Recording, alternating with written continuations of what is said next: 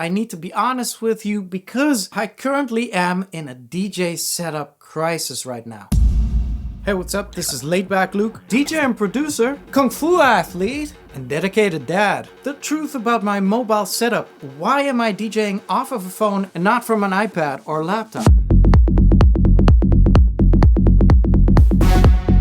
In this video, the answer to a lot of questions that I've been getting the last couple of weeks, and a couple of very personal experiences that I've gone through taking this thing on the road. Okay, so we're diving straight in. Why DJing off of a phone and not from an iPad or laptop? Obviously, I know Serato has been around for ages. And later in the 2000s, I've actually experimented bringing a laptop with Tractor on there, a laptop with Virtual DJ back in the day. And for me personally, the whole experience of bringing a laptop, connecting a laptop, DJing while looking sideways to see where you're at on the laptop has never been a preference of mine. And fun fact, I played in Germany once, must have been 2008, and I had set up my laptop with Virtual DJ and everything, and about 3/4 into my set, my laptop died. And this was purely because I had forgotten to plug in the power adapter. When it comes to the battery level of my phone, I've explained that in a previous vlog of mine. This is a lightning cable that comes out of the Reloop Mix Tour into my phone. The phone, when I'm DJing, is charging.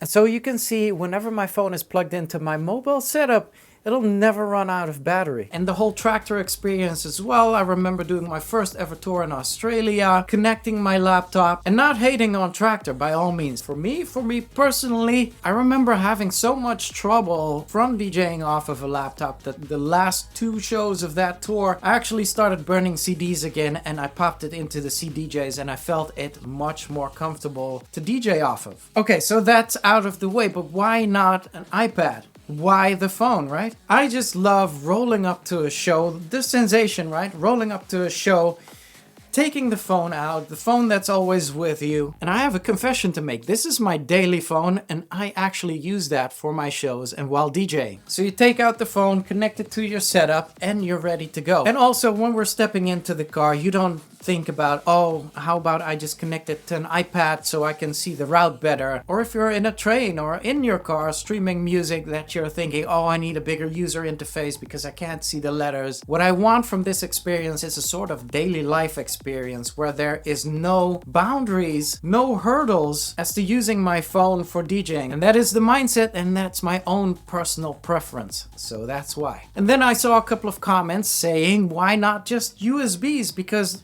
yeah, this is quite bigger than a USB. We can understand that I'm using the phone as a USB now, but it's a lot. The only thing is that I am then tied into the record box environment, and I would not be able to stream music from my streaming platforms or from my iCloud or from BeatSource or from Tidal. And I'm gonna come back to streaming off of Tidal in a minute because there's a bit of drama there. It's something that I really don't like. The only way to currently connect your DJ Pro AI onto a flagship setup is through the laptop using the desktop version. I've been working on this in the background, and currently it is not possible to connect your phone into the Pioneer CDJs, but hopefully we'll find a proper workaround soon. And on USBs on the flagship system, there's no stem use. Serato has stems. I believe Denon has stems right now as well, right? But no stems on the Pioneer flagship setup. So reverting back to USBs would feel for me like reverting back to an older system where I'm confined to the limitations of such DJ system, and I can't do it.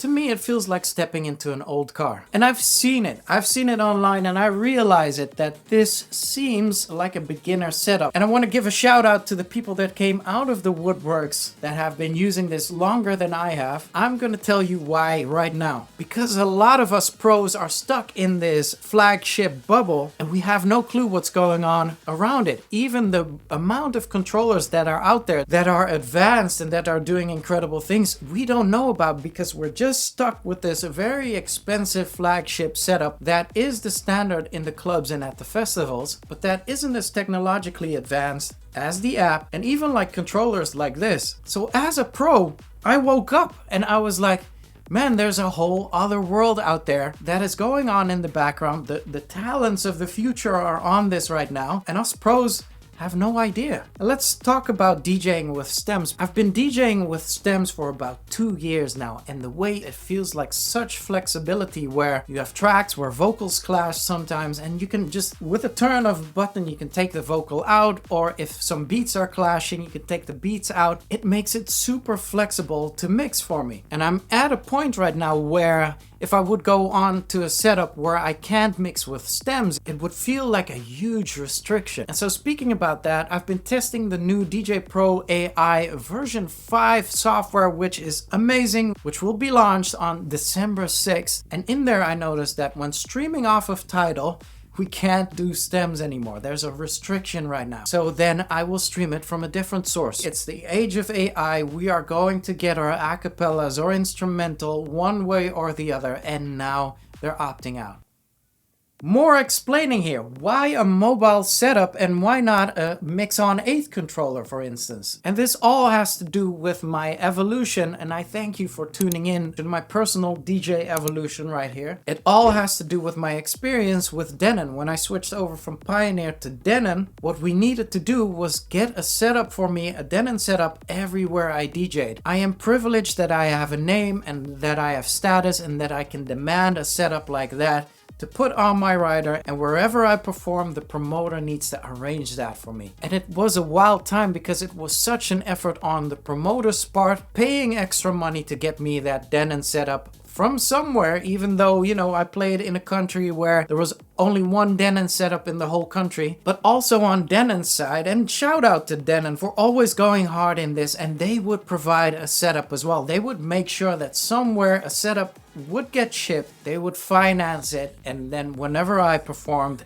there would be Luke's dedicated Denon setup, and I could perform. And so up until the very end, we were scrambling always to get a setup ready for me. And so now I'm bringing my own setup. On my rider currently, I only need a DJ mixer. That's all I need. And so I hope with this, it's a relief for promoters. It's a relief for me, because when I bring this, I am certain that, you know, my setup is at the show for free, super easy. Right now, I'm not gonna force any promoters into putting a mix on tour for me on stage, or even my studio battle setup. Of course, I still have my demands in terms of visuals, drinks, and transportation, but the only thing my technical DJ rider needs is a DJ mixer to plug my mobile setup into. Make sure you stick around for the bonus, because I have something that is very futuristic DJing that will blow your mind, and you've never ever seen anything like this. And so I have a couple of mix stores, shout out to Reloop, right? But the reason why this one looks like it does is this was especially custom redesigned for Tomorrowland this year. Reloop wanted for me to have like a special edition one, so they worked together with DJ Skins, shout out DJ Skin, who put my logo on there. We have my logo on the browse button, some fancy filter knobs, and then to top it off, we have the blue fader knobs. This was the special edition version where I played Tomorrowland main stage with. Great memories. But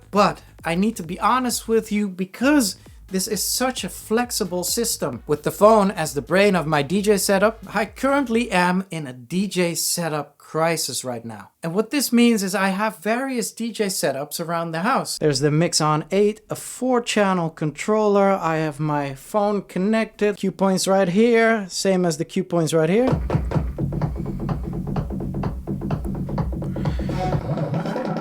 Amazing controller. And then there's this little cute thing, which is the Reloop body, a 2-channel controller connected to my phone, and it's the same thing, right?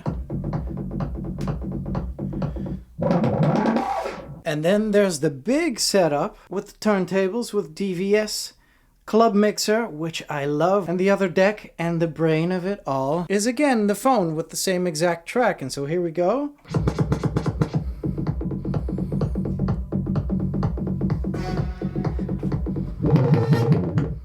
Same exact thing. What's also important to know, what your flag system cannot do is reprogram any button you see. So say if I want to have this button do something else, I can go into the settings, and the action that it needs to do is any of the vast amount things that you can see in the menu. Just like the rest of these setups, It's so flexible. What I think the bigger picture is here, the true future of DJing is that the phone is the brain of the setup. And so it's not really a DJ crisis, right? It's actually super luxurious to be able to connect anything you want to the phone setup. This is my dedicated travel setup, my dedicated mobile setup, but as you've seen, this could vary, right? How is this the future of real DJing? And I've seen this question come by, and the answer is actually really simple. If the software is the brain of the setup, then for instance, how easy is it to redevelop the software and alter the software to improve it? Because even on a little hardware piece like this, if you'd want to change a knob, you wouldn't be able to do that, right? On DJ software, if they want to make a huge big red button that is the, I don't know, the alarm button or whatever, they can do that, publish it tomorrow, and we're there. That's number one for me, and I'm gonna limit my answer there because there's so many more things that I can talk about. But number two, the processor in a phone is so powerful. It's literally, you have a MacBook Pro in your hand right now. Within hardware, what type of processor is in there now? I'm not even talking about right now, but how about 5 years in the future? If we have 5 more years of AI developing, what is more likely to be the future of DJing? This or the flagship hardware? I do want to preface that if you are happy on the stuff you are currently DJing on, good for you. If you are DJing currently and you are perfectly satisfied with what you're DJing on, keep on doing you. And so what will become the new DJ standard? I don't know. So I'm shouting this future of real DJing here because it is like that for me. For me, it feels like a leap into the future. Tons of possibilities, tons of ease when it comes to traveling, the quality of the gear and attaching the gear. But that doesn't mean that this is it, right? I heard Tractor is on iPad now. You see Pioneer starting to implement the phone into their system as well. Who knows, Serato will step away from the laptop in the near future. And I do want to preface, it's not about the kitchen, it's about the chef, right? And so DJing from a phone, it's something new, it's something exciting, it's something that hasn't been done much yet. But this doesn't mean DJing with vinyl will disappear or DJing with CDJs. What I'm bringing right here is an addition to this whole DJ ecosystem, something that will add on to it and doesn't disregard anything that has been prior. Me DJing on a phone doesn't cancel out what you are currently DJing on. Okay, it is time for the bonus. I am gonna leave you with the future of DJing right here. Maybe just a gimmick, but let me show you this. All right, the phone is connected, the mix store is active. Watch this.